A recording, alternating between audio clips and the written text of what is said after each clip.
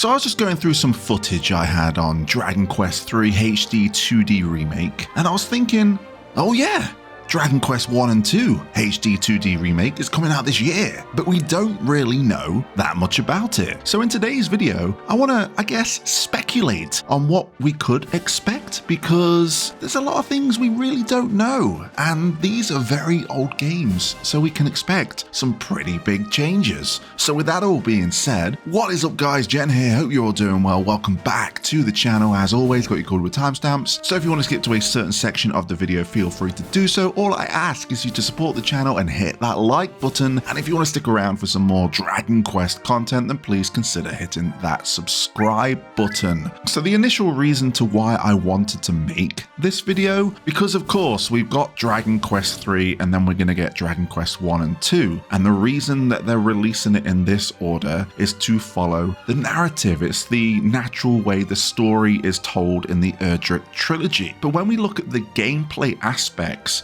essentially, from what we know, we are moving backwards, because Dragon Quest III had a very robust job system, a lot of customization for your characters and things to learn, as well as all the new abilities that came with Dragon Quest III HD-2D Remake. But when we look at the gameplay of Dragon Quest 1 and 2, when we eventually go to play it, with what we know so far, we are going backwards, because Dragon Quest II has 3 characters we play as, all with their own kind of job or role, I guess you could say, with a smaller world map than what we got in Dragon Quest 3. And then we go back to Dragon Quest 1, where we just have the solo protagonist and a even smaller world to explore. So for people that have got into Dragon Quest 3 wanting to play 1 and 2 when it comes out this year, they're going to be essentially experiencing gameplay evolution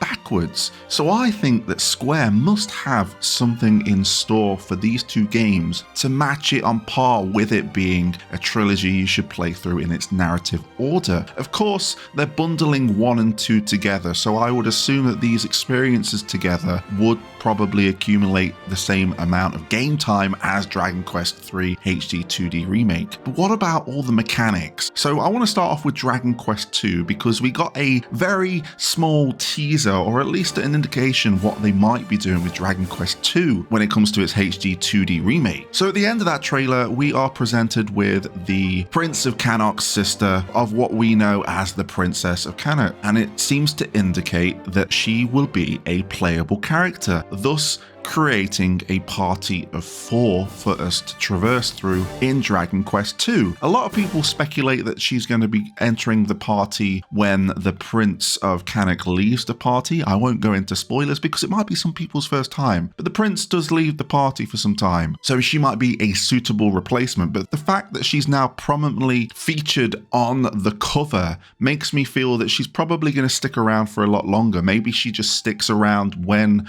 the Prince of Cannock returns, and that's when we have our party of 4, as opposed to getting them both at the same time. That would be what I'm rolling with. And we can expect that she's going to bring something to the table. Maybe she's going to be a bit more of a faster character, maybe a thief and abilities along that nature, just to all round the team, since we can't have the option to customize the characters like we did in Dragon Quest 3. And I think with the new abilities that are probably going to get carried over from Dragon Quest 3, it kind of makes the party feel complete for Dragon Quest 2. Then when you expand the world map like they did in Dragon Quest 3, and maybe give us the option to fly around the map, because Ramia is predominantly featured in the logo for Dragon Quest 1 and 2. So I would think that we might have the ability to fly once again across the map in these 2 games. And if they decide to throw in some side content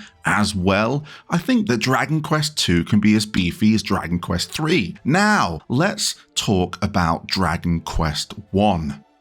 Not so long ago, I went back and played Dragon Quest 1 for the first time, and it is a very small experience. You can get it done within 6 to 8 hours if you really push on through. So how do we get Dragon Quest 1 on par with Dragon Quest 2 and 3? Now, if we're playing it in the order, of course Dragon Quest 1 is going to be the second game we play, and Dragon Quest 2 will be the third game. So how do we make it not feel like we have a high with Dragon Quest 3, we go to a really low gameplay loop with Dragon Quest 1, and then to a pretty average experience with Dragon Quest 2. Dragon Quest 1 needs something new, and I was thinking, how on earth can we make Dragon Quest 1 just on par with everything that the trilogy is going to offer? And of course, we're going to have an expansive world map. I think that we're going to have the ability to fly. I think there's going to be various side content for us to go through and enjoy.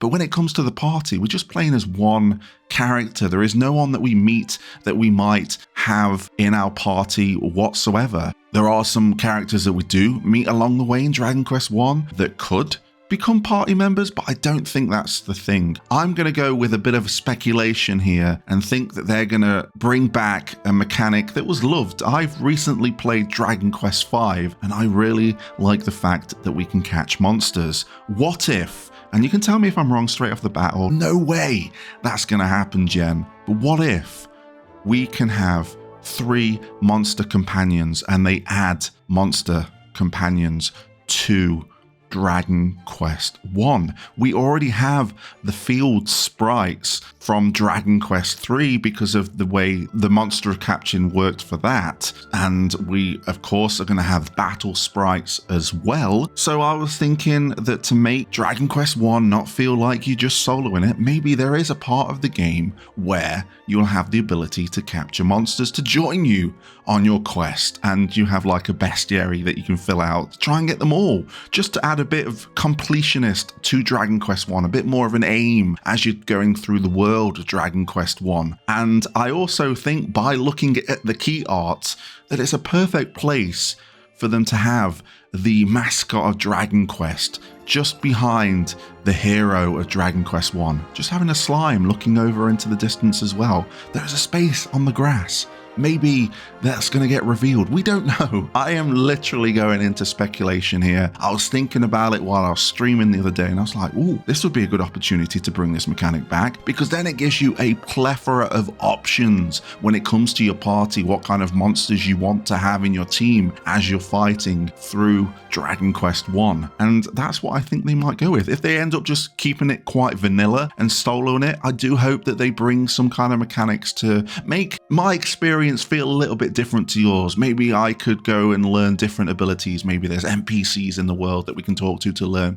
If we want to become more of a ninja, thief type character, or if we want to have quite a lot of warrior abilities, maybe there's an NPC in the world that we can learn from there. I don't know. I'm just busting out options, but I'm more interested to hear your thoughts and opinions on this subject matter, because I'm pretty excited to play these games, but I'm more interested in the gameplay that they're going to introduce, because when you look at it as it is right now, we're going backwards in the gameplay loops. And when we get to Dragon Quest 1, there isn't much there if you go back and play the original. So what do you think they might add? Do you agree with this monster capturing from other Dragon Quest games being implemented into Dragon Quest 1? I think it could work, but let me know in the comment section below. I appreciate your time. Don't forget to like the video if you enjoy it, subscribe to the channel if you want more Dragon Quest content, and until next time, I'll catch you on the flip side.